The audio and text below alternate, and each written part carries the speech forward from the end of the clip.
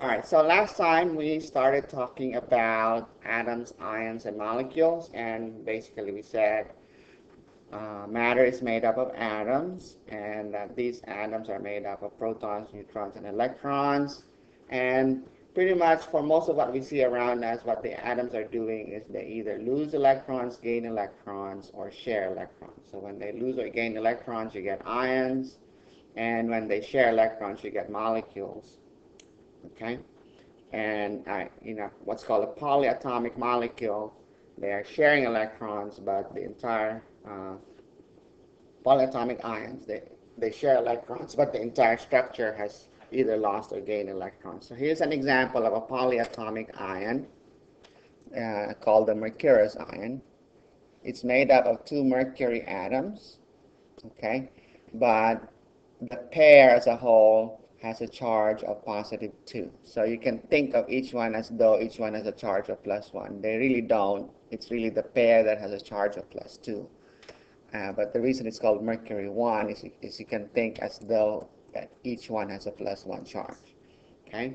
So mercury 1 is an example of what we call a polyatomic or a diatomic ion in this case. Diatomic because there's two atoms in that ion. So this particular clicker question right here, oh no, this is not a clicker question, it's just an example. All right, so how many protons and electrons would you find in this polyatomic ion? Well, you look for mercury in our periodic table and we can see that it is number 80. So that means each mercury has 80 protons, and you have two of those. Okay, so 80 times 2, that gives you 160 protons. All right. Now, there's a plus 2 charge. Plus 2 means 2 electrons lost. All right, so if you have 2 electrons lost, how many electrons would it have? Normally, if it was neutral, it would have 160 electrons total, minus 2, because there's 2 electrons lost. Then you have 158 electrons. Okay, so that's mercury 1 ion. It's a polyatomic ion, or in this particular case, a diatomic ion. Moving on, here's a clicker question. A magnesium atom becomes a magnesium ion by A, gaining 2 electrons, B, losing 2 electrons, C, gaining 2 protons, or D, losing 2 protons. If our mic's not working well, you can just type in the answer, the distribution of the answers here.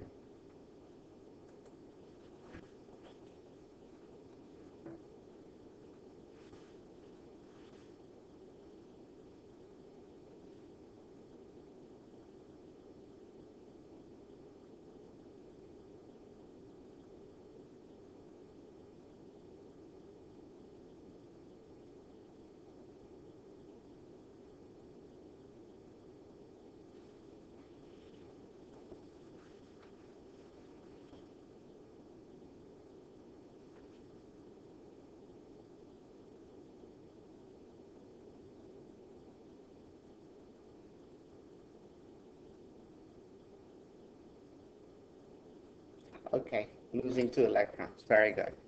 Okay, so positive 2 charge means losing 2 electrons. All right, this should be an easy one as well. Nitrogen atom becomes nitride ion by A, gaining 3 electrons, losing 3 electrons, gaining 3 protons, or losing 3 protons.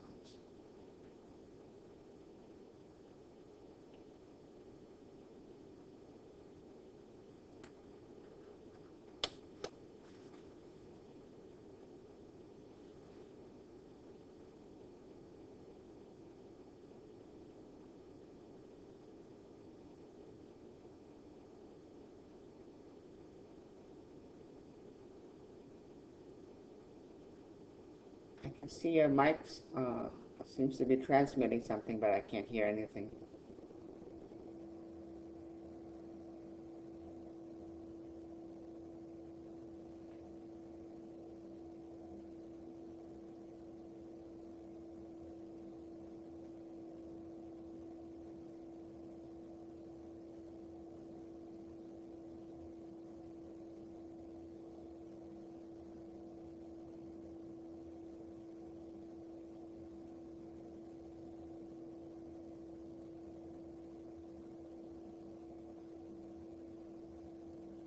Okay, gaining 3 electrons. Very good. A negative 3 charge means 3 electrons gained. So we're good on that. So here's a quick review of what anion means. Which of the following describes an anion? A, a sodium ion. B, a calcium atom that has lost 2 electrons. Or C, an ion with 8 protons and 10 electrons.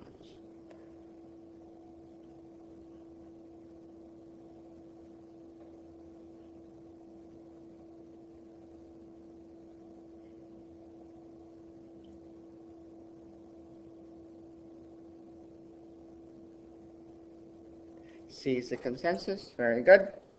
8 protons minus 10 electrons. You have more electrons. You have a negative ion with a charge of -2. Good. So it looks like we got that one down. So let's just move on. Let's review what we mean by a formula for a molecule. So if you have a molecule of acetic acid, its formula is CH3COOH. So if you have 5 of these molecules, how many hydrogen atoms would you have in those 5 molecules? Is it 3, 4, 15, or 20?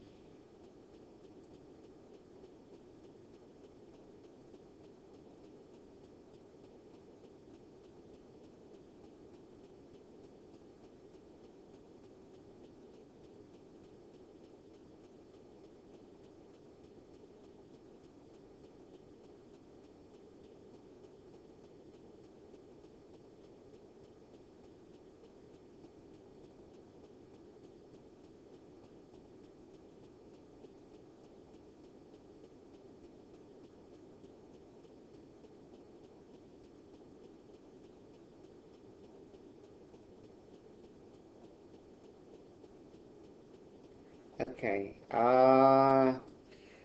One molecule has 3 plus 1, so one molecule has 4 hydrogens. But you're being asked for 5 molecules, so there's 5 molecules all in all, so you need a total of 20. So most of the students pick D, so that's good. All right. 4 would be for one molecule. So if you want to work this out using units, you can say 5 molecules times 4 H atoms in one molecule. So you can work this out just like a conversion problem. So 5 times 4 will give you 20 atoms. Okay?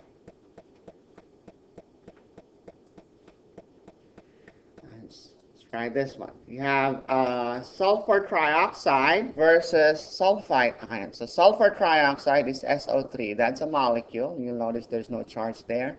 Whereas sulfide ion is SO3 with a -2 charge. Okay? So how many electrons are in the sulfur trioxide molecule and how many are in the sulfide ion? You'll need time to work it out. Here's sulfur on your periodic table. It's number 16, and oxygen is number 8.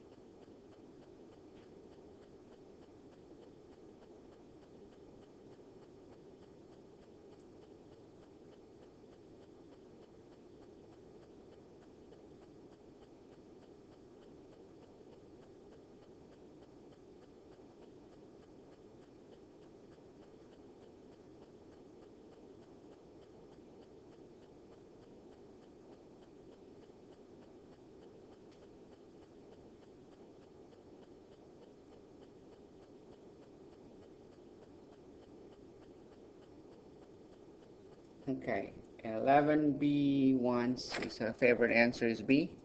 Let's see. Sulfur has 16 protons. The oxygen you have 8 times 3, so that's 24. So 16 plus 24 is 40 protons. So that eliminates choice C. Oh, we're talking about electrons, I'm sorry. Okay, 40 protons. So that means SO3 being neutral also has 40 electrons. So that eliminates C and D. And sulfite should have an extra 2 electrons. So that means you can eliminate A. So the answer is B, 12.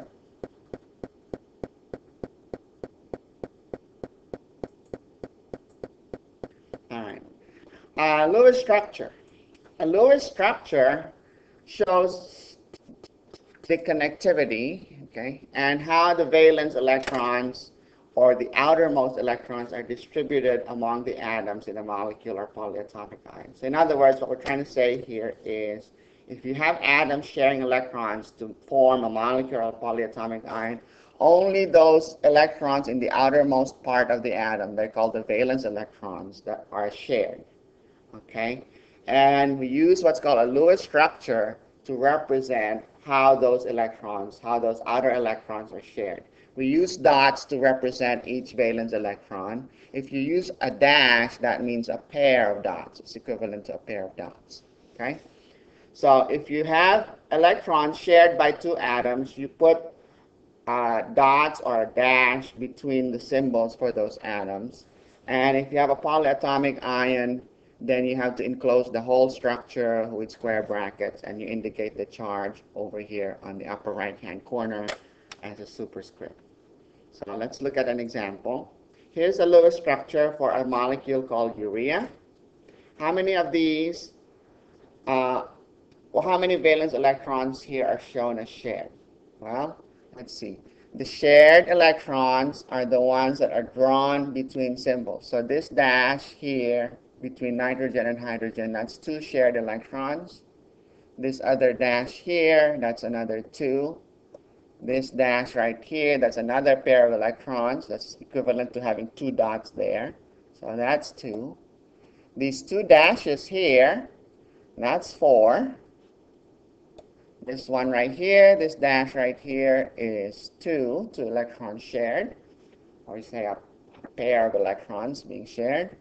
Now you have another dash there, that's another 2 electrons shared, and you have another dash there, another line, that's 2 electrons shared. So how many valence electrons do we have shown here that are being shared?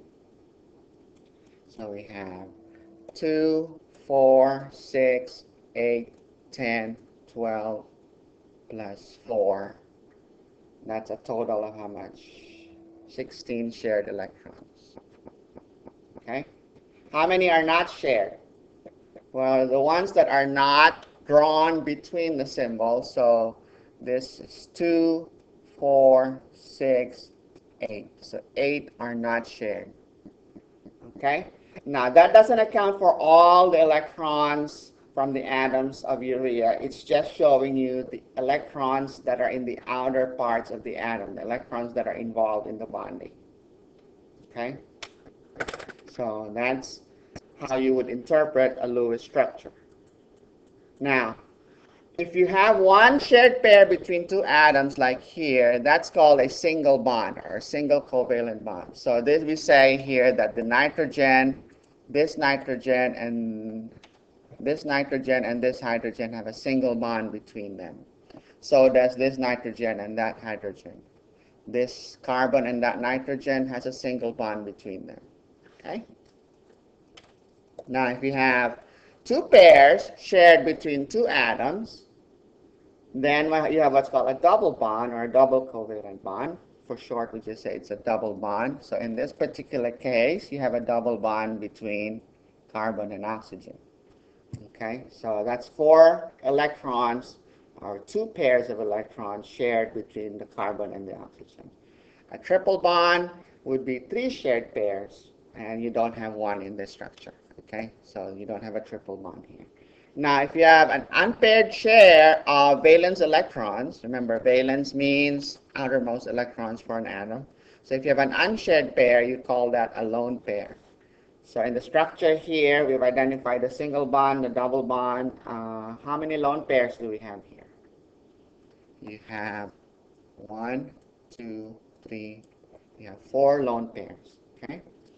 So you have 4 lone pairs. You have 1, 2, 3, 4, 5, 6 single bonds, and you have 1 double bond in this structure for urea. Okay, so that's how you would interpret a Lewis structure for a molecule or a polyatomic ion. If this was a polyatomic ion, you would indicate the charge on the outside. So here's a clicker question. Here's a structure for hydrogen cyanide. How many electrons are shared between carbon and nitrogen in the Lewis structure shown here? Is it 3, 4, 6, or 8?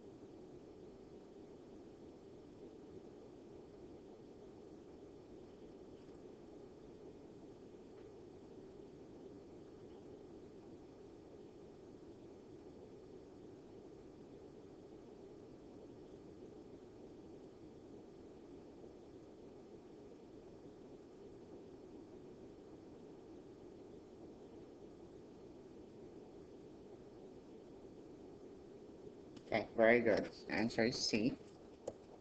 Right? So you have 3 lines there between carbon and nitrogen. That's a triple bond. A triple bond means 3 shared pairs between the 2 atoms. Or that's 3 pairs, so that's 6 electrons. Okay. How many electrons are shared in the structure of formaldehyde shown below? Is it 4, 6, 8, or 12? So this is the structure for formaldehyde.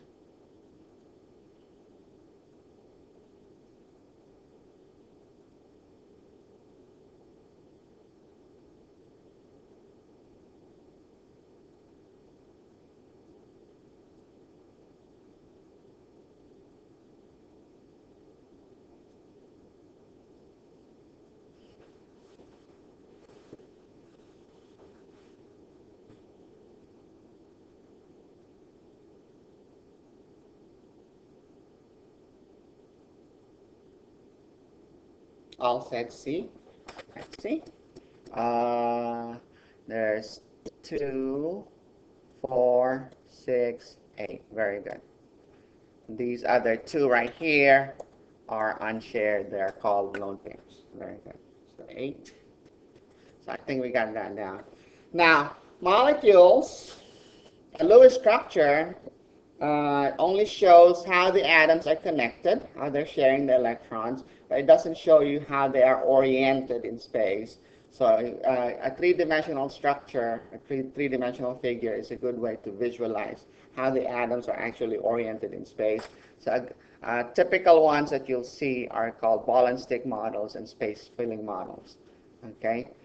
Space filling a ball and stick model will show you not only how the atoms are connected, but their spatial orientation, like I said. And a space filling model just shows you a boundary surface where the electrons are most likely going to be found most of the time. So let's take a look at the simulation. I don't know if you've done this in the lab already, but let's look at the simulation of to see a program that shows you these 3-dimensional structures. So I'm going to go to a website called PHET. So just type phet.colorado.edu. You can click on Play with Sims. Click here on Chemistry, and you look for Build a Molecule. Okay. Right here. If you run that program, You're going to get a warning that it could harm your computer. This is a safe site, so you can trust it. Click on build a molecule.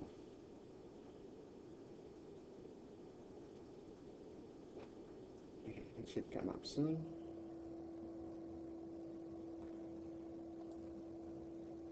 This to the side. Alright, so let's say we want to build a carbon dioxide molecule. So we have a kit here of atoms that we can use to build. Okay, so we need carbon. So I'm going to pick up a carbon, and I'm going to put 2 oxygens next to it. So 1 on each side. Now if I'm going to put an oxygen right here, it's going to tell me there's no such molecule, no known molecules that is connected that way. But if so I can click on this to break the bonds.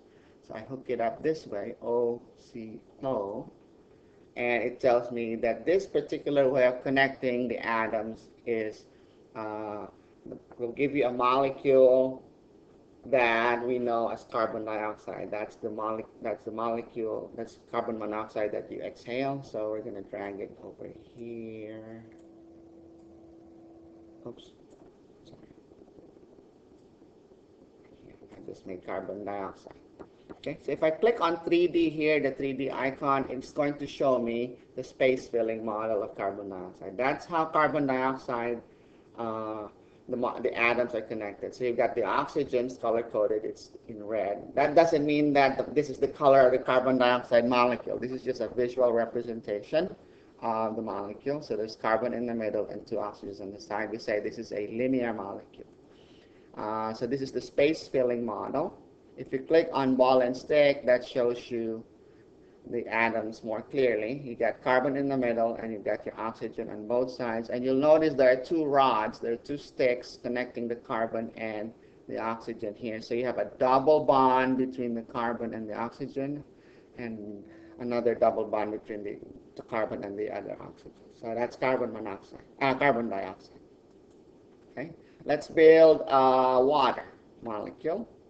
So pick an oxygen and 2 hydrogens. So right here we have H2O, and it tells me I just made some water, my water molecule. And if I click on the 3D button here, it shows me the space filling model of a water molecule. You'll notice that the atoms are not on a straight line, so we say this molecule, the shape of this molecule is not linear, it's a bent molecule. So unlike carbon dioxide, where the atoms are all in a straight line. Okay, so this is the space filling model, and this is the ball and stick model. So you have your hydrogen atoms here color-coded in white, and you get your oxygen atom in red right here. So that is that's water. Okay, so if you want to build larger molecules, you can click on this tab up here. Let's say we want to build some urea, the structure I showed you earlier. So carbon, oxygen, and then you've got the nitrogen connected to the carbon, another nitrogen connected to that carbon, and you've got 2 hydrogens connected to each of the nitrogens. Okay, and it says here I just made urea. If I look at the 3D structure here, that's what that molecule looks like. At least that's how the atoms are connected. Okay, and that's the ball and stick model for the atom. You've got your carbon with a double bond to the oxygen, and you have a single bond between the carbon and the nitrogen, and the nitrogens have single bonds between them and the hydrogen. Now they generally don't show lone pairs. Okay, if you remember the structure for urea, we had a lone pair on 2 lone pairs on the oxygen and a lone pairs on the nitrogen. They're not being shown here. Okay, so your ball and stick model will only show, in fact, in some cases, the ball and stick model doesn't show multiple bonds. So this double bond, with some programs, they just show that as just 1 rod. Okay, in this particular case, it does show it to you as a double bond. So that's the Build a Molecule applet at the PHET website. Another one that you should be playing with, oops, let's see, would be, go back to chemistry here, build an atom. Okay.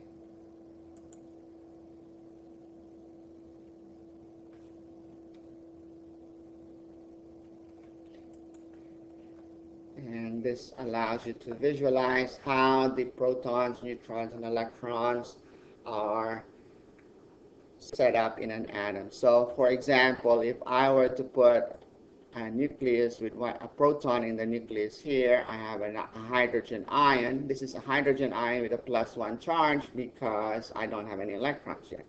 So if I put an electron here, it's going to add that electron. I now have a neutral atom.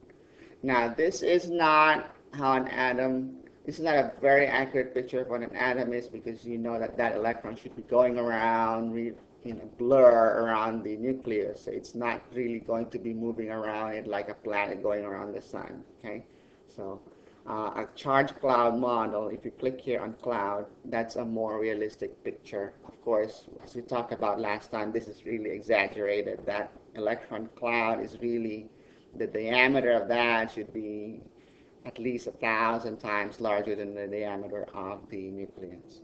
Okay, so, but clicking on orbits just is the orbit picture here just gives you a clearer view of the number of electrons and protons. Now, if I were to put an extra neutron there, a neutron in the nucleus, this is hydrogen 2. We call it deuterium isotope of hydrogen. Okay, and oh, by the way, you can have the symbol here. So you see there's 2 nucleons, so that's the mass number. Atomic number is always number of protons, that's 1. And the charge is indicated in the upper right-hand corner here, it's 0. Okay. And the mass number is 2. Okay. The electron hardly contributes to the total mass of the atom, and you can see that our net charge is 0. Now, if I add another neutron, what I have here is an unstable hydrogen atom. The nucleus is unstable. You can see that nucleus is being shown as shaking. Okay, that's this applet's way of telling you that you just made a radioactive atom. So this hydrogen that has 3 nucleons, two neutrons and a proton, is called tritium. Tritium. So that's hydrogen 3, has a mass number of 3, and so that is an unstable nucleus. Unstable. This is a radioactive atom. Now, if you add another one, you have 2 protons now, so the atomic number is 2. So that's helium. Okay, you got 2 neutrons, so 2 neutrons plus 2 protons is a total of 4 particles. Mass number is 4 nucleons. And since I only have 1 electron here, my charge is +1, so this is helium with a +1 charge. So if I want to make this neutral, I add another electron, and that will give you a neutral helium atom. Okay, so let's play a game here. Let's start at level 4 since we already know all this stuff. Let's see. This is nitrogen 7, nitrogen 15. So how many protons does this one have? Let's say number of protons is 7. With that number right here, the atomic number. So you can increase the number of protons here, or you can just type the number here if you want, 7. And then how many neutrons should we have? 7 protons, 15 nucleons. So protons and neutrons together should add up to 15. Good, 8. And how many electrons does this thing have if the charge is 0? 7 electrons, very good. So let's check. Very good. So that's problem 1. Go on to the next one. All right. What will be the symbol for this? It's got 1 proton, and that's it. So 1 proton, so that must be just a hydrogen. What's the mass number for this?